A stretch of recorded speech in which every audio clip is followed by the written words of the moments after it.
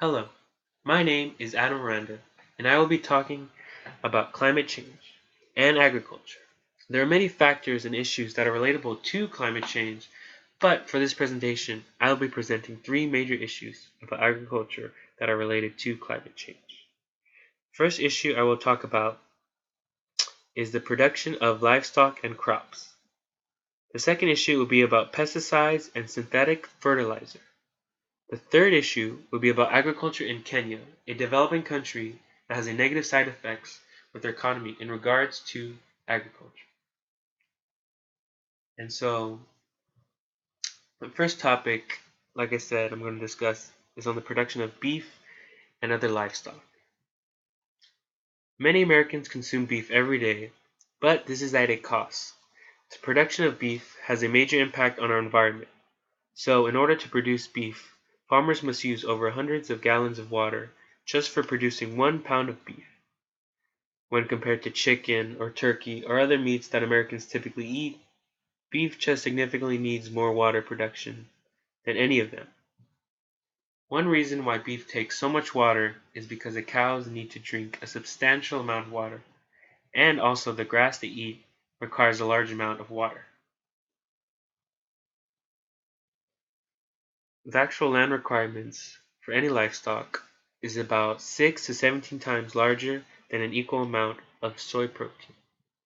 Also, meat production uses approximately 6 to 20 times more fossil fuels when compared to the same equal amount of plant protein. The reasoning for this is because animals need to be able to be in large open fields, and animals also have to eat large amounts of food. There has been an overproduction of corn here in the United States, and one reason for this is because it is cheaper to feed cows and other livestock corn rather than grass. So, producing mass amounts of corn has also increased our nation's carbon footprint because farmers add pesticides and fertilizers to the corn, as well as ship the corn through trucks to other farmers to feed their livestock.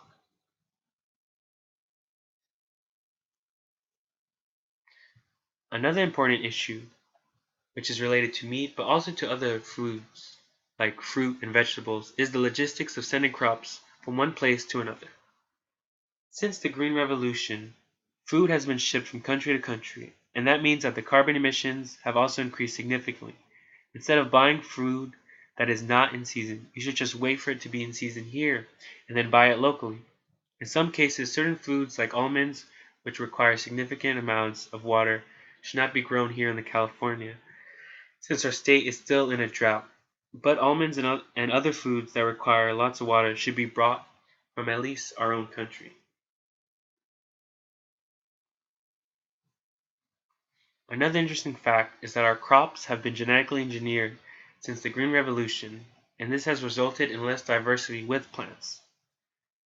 Currently, 50% of varieties in the world have just disappeared, and just in the United States alone, approximately 90% of seed varieties have been vanished over the last hundreds of years. A lack of diversity is not good for our ecosystem, and in the future we may experience serious consequences for these losses.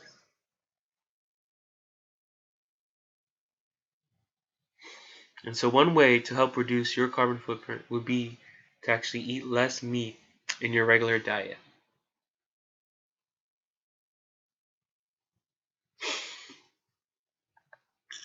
Another topic that I want to discuss or talk about is pesticides.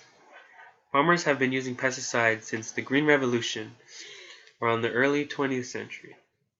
Pesticides may seem better for us humans because due to the fact that they are made to prevent bugs from eating our food, but this is not the case. Yes, pesticides prevent insects from eating our fruits and vegetables, but pesticides also kill other insects, like pollinators. One popular pollinator that we know are bees. Bees have been greatly affected by pesticides. Many of their colonies have been known to collapse due to pesticides. Birds also have unfortunately been affected by pesticides. Approximately over 600 million birds have died per year.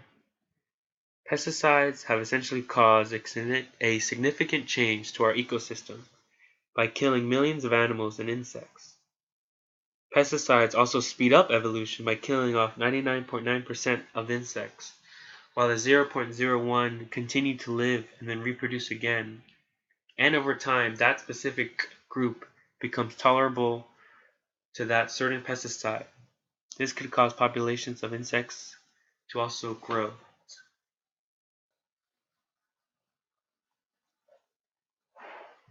Synthetic fertilization is also another technique that farmers use to grow their crops. One of the disadvantages of synthetic fertilizer is that this actually increases the nitrogen in our atmosphere, as well as increase the dependency of fertilizer to our plants. One great form of fertilizer that is organic is actually manure.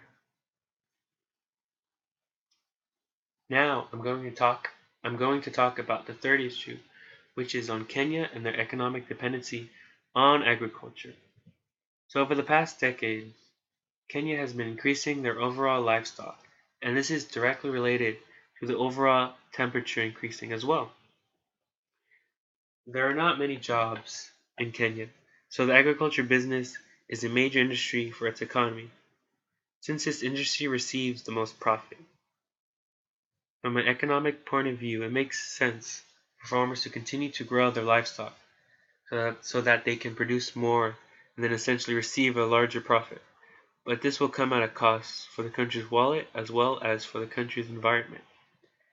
As I mentioned earlier, beef and other livestock require a lot of water, so it is crucial that Kenya should not be in a drought so that their livestock can continue to live.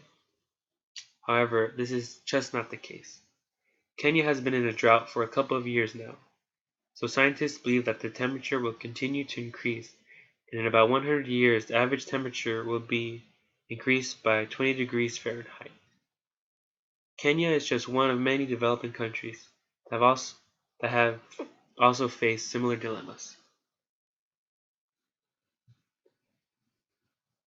Interestingly enough, here in the United States, if prices fall due to overproduction, then our government will loan money to farmers and then let them hold onto the crops without selling them until the market of crops goes back up. And then the prices goes and increases. And then they sell and repay their loan. In Kenya's position, the government will not be able to have a similar deal with their farmers. In conclusion,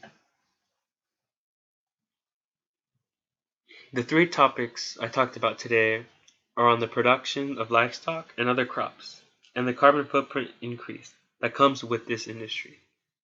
I also talked about pesticides and synthetic fertilizer and the negative effects these techniques have on our environment. And I also talked about the economy of Kenya and the increase of livestock that is directly related to their